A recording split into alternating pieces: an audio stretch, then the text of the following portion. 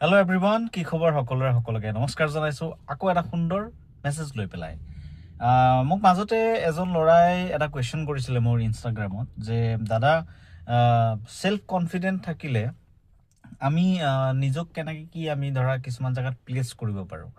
চাওক, এটা চিম্পল কথা হয় যে চেল্ফ কনফিডেন্ট যেতিয়া মানুহ এজনৰ থাকে নহয়, আমি নিজে কিছুমান কাম কৰিব পাৰোঁ।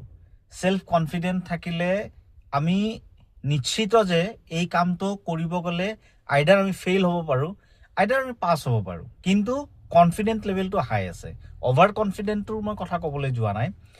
চেল্ফ কনফিডেন্টটো আমাৰ কাৰণে বহুত ইম্পৰ্টেণ্ট। কাৰণ কিয়, মানুহ এজনৰ যেতিয়া চেল্ফ কনফিডেন্ট থাকিব, চব কামতে যেতিয়া যাব নহয়, পজিটিভ এটা থট, এটা পজিটিভ ভাৱধাৰা এটা লৈ পেলাইহে সেই কামটোত আগবাঢ়ে। চেল্ফ কনফিডেন্ট যাৰ বেছি আছে নহয়, তেওঁৰ মাইণ্ডত দুটাই প্ৰশ্ন থাকে, হয় মই পাছ কৰিম, হয় মই ফেইল কৰিম। এই দুটা বস্তু লৈ পেলাই মানুহে সদায়, যাৰ চেল্ফ কনফিডেন্ট বেছি, সেই মানুহজনে আগবাঢ়ি যায়। তে মই ল'ৰাজনক এই কথাখিনিয়ে মই বুজাই দিছিলোঁ, ভাবিলোঁ এটা ভিডিঅ' বনাই পেলাই আপোনালোককো এই কথাখিনি মই বুজাই দিওঁ বুলি। যদি কথাখিনি ভাল লাগিছে তেতিয়াহ'লে চেনেলটো ছাবস্ক্ৰাইব কৰিবলৈ নাপাহৰিব। Thank you so' much.